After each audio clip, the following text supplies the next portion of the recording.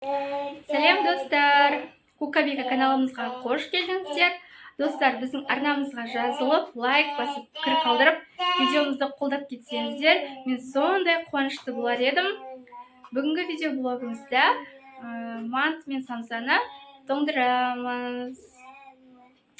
Негізі кішкентай баласы бар әйел кісілер түсінетін шығар, иә? Манты жасап жатқан кезде, именно бірдеңе жасап жатқан кезде бала шаға жылап кетеді ғой. Қарны ашып қалады, ұйқысы келеді. Болмаса тек көтер дейді, қасында отыр дейді.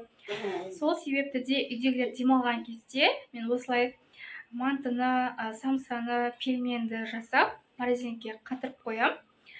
Былайша күндері сосын алып пісіре берем. Құрамында жоғалмайды, дәмі де өзгермейді. Сол күйінше дәмді болып 45-50 минутта пісіп шығады. Достар, видеоны соңына дейін көріңіздер. Видео соңында полуфабрикаттарды қанша уақытқа дейін сақтауға болатындығын айтатын боламын. Осында Асланчик жүр. Асланчикқа маған мантыны түйісуге көмектесемін дейді. Ол жылап жатыр ғой. Ал достар, манты жасауға кірісеміз. Мантының қамырын илеп дайындап қойдым мына жақта. Күшті болып иленді. Мантының қамырына бір шымшым тұз, бір жұмыртқа және қалғандарыңызша ұн салдым. Сөйтіп илеп қойып, жарты сағатқа тындырып қойдым. Күшті болып тұр, көрдіңіздер ғой. Одан кейін барып бізге керекті фарш, сосын мына жақта оған қосатын жуаларды ашып дайындап қойдым. Сосын бізге керекті қара бұрыш. Ал онда дайындауға кірісейін. Анау жуаларды қазір турайтын кезімде ше, мен жылаймын ше. Ашып отқанның өзінде де жуалар ашық екен. Көзім жасаурап кетті ғой. Мейлі сонда да онда кеттік.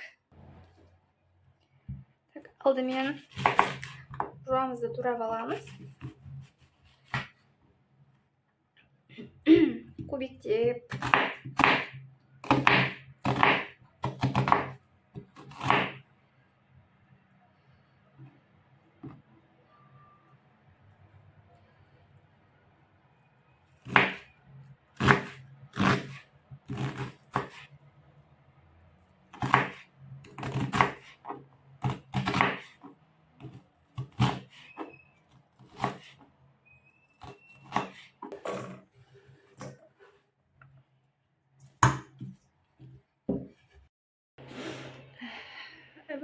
Ашысынай.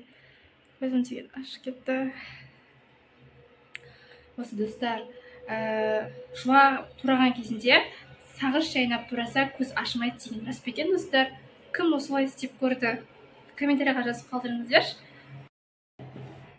Ой, наконец-то жуамды турап болдым. Қазір үстіне фаршты саламын.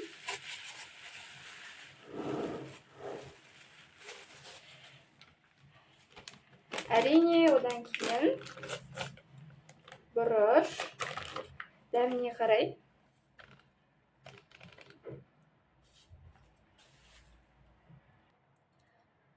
Одан кейін үстіне тұз. Көзімнің ашығаны әлі қоймай жатыр ғой.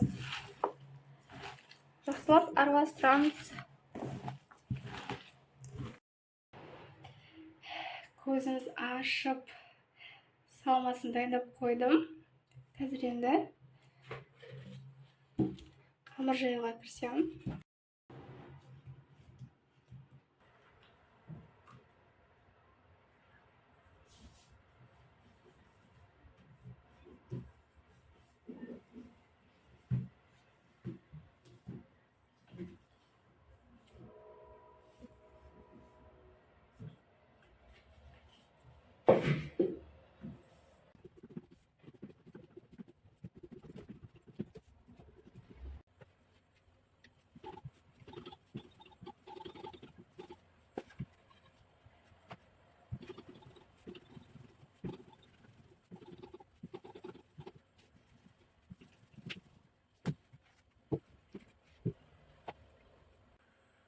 да жайып болып кесіп қойдым. Негізі қамырдың көлемі мынандай қолдың көлеміндей болу керек. Былай қолды осылайынан қойып кесеміз. Мінекей осылайынан. Қолдың көлеміндей болса, нормально болады.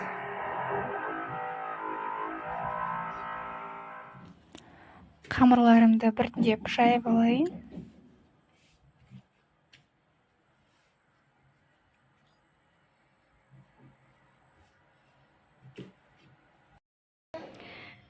Мына жақта маған Аслан да көмектесіп жүр. Бірдеңелерді бүлдіріп.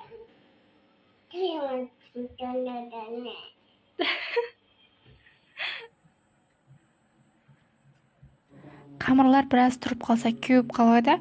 Сол үшін де тез барлығын біртіндеп түйіп шығамын.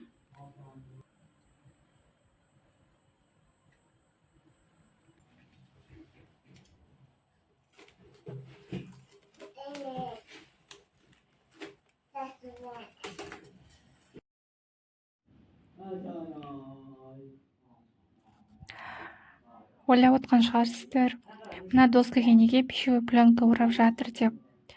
Қазір осы пищевой пленкамен орап болғаннан кейін үстіне кішкене ұн сеуіп жіберемін. Содан кейін барып мантыларды осы досканың үстіне қойып морозильникке қатыруға жіберемін. Олай істейтін себебі, мынау пищевой пленканың үстіне осылайынан істесе, мантылар жабысып қалмайды, чем тарелкаға салғанға қарағанда. Сол үшін де осылай қойып қоямын.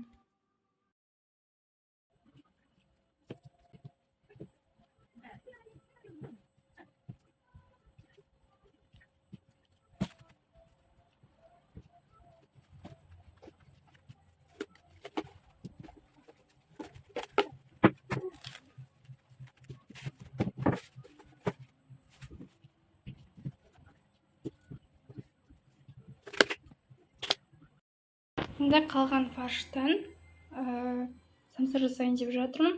Қазір көреміз, мына фарштан неше штук шығатынын.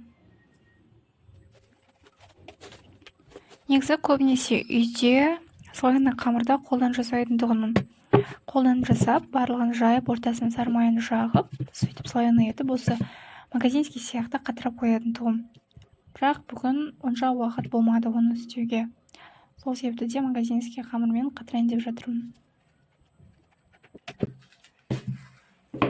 Бұны тоже дәл осылай, самсаларды да дәл осылайынан морозильникке тоңдыруға жібереміз, осылайынан қоямыз барлығында. Мантыларды жасап морозильникке салып қойғаннан кейін барып 3 сағат уақыт өтті. Мынадай болып қатып қалған, уже тастай болып. Бұл мантыларды мынадай пакеттерге қазір салып қоямын. Міне осындай етіп пакеттерге салып қойдым.